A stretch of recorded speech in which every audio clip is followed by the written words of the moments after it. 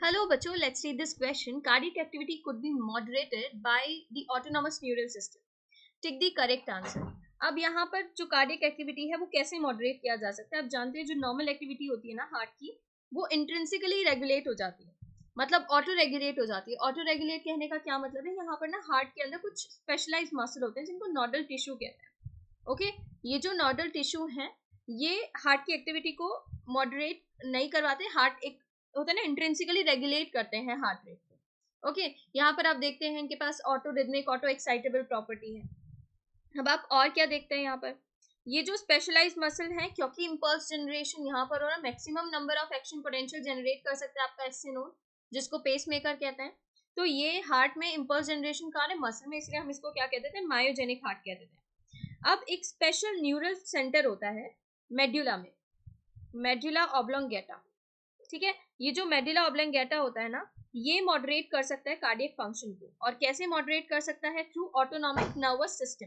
आप देखते हैं जो ब्रेन होता है ना, ब्रेन में आप ऐसे देखते हैं, ब्रेन नहीं, नर्वस सिस्टम जब आप पढ़ते हैं तो उसमें ऐसे देखते हैं central nervous system and peripheral nervous system. Okay, central nervous system में आपका ब्रेन और स्पाइनल कॉर्ड आ जाता है, और पेरिफेरल नर्वस सिस्टम में आपका क्या आ जाता है? Somatic and autonomic. यहाँ पे हम ऑटोनॉमिक न्यूरल सिस्टम लिख देते हैं, यहाँ पर सोमैटिक न्यूरल सिस्टम लिख देते हैं. ठीक है, ऑटोनॉमिक न्यूरल सिस्टम में क्या क्या आ जाता है? Parasympathetic and sympathetic neural system आ जाता है. Parasympathetic and sympathetic. ओके, अब यहाँ देखिए जो पैरासिम्पैथेटिक है ये क्या करता है? पैरासिम्पैथेटिक न्यूरल सिस्टम आपका हार्ट रेट डिक्रीज करा देता है. हार्ट रेट कैसे डिक्रीज कराता है? हार्ट रेट डिक्रीज कराता है बाय हार्ट रेट डिक्रीज होता है तो उसकी वजह से कार्डियक आउटपुट भी क्या हो जाता है? डिक्रीज कर जाता है. ठीक है, और आप यहाँ पर देखते हैं ये जो पैरासिम्पैथेटिक न्यूरल सिस्टम होता है ये डिक्रीज कराएगा speed of conduction of action potential, और इससे कार्डियक आउटपुट भी डिक्रीज करता नजर आएगा. ओके, बट जो सिंपैथेटिक न्यूरल सिस्टम होता है उसमें हार्ट रेट क्या कर जाता है? हार्ट रेट इंक्रीज कर जाता है. हार्ट रेट इंक्रीज तो होता ही है, साथ ही साथ आप देखेंगे कार्डियक आउटपुट भी यहाँ पे बढ़ जाता है. ओके, अब देखिए नेक्स्ट क्या कह रहे हैं. The parasympathetic system stimulates heart rate and stroke volume. ये इनकरेक्ट हो जाता है, हार्ट रेट को स्टिमुलेट नहीं कर रहा है. Sympathetic system stimulate heart rate and stroke volume. Sympathetic system के लिए बिल्कुल करेक्ट दिया है. जो सिंपैथेटिक सिस्टम होता है वो हार्ट रेट को इंक्रीज कराता है, स्टिमुलेट कराता है हार्ट रेट.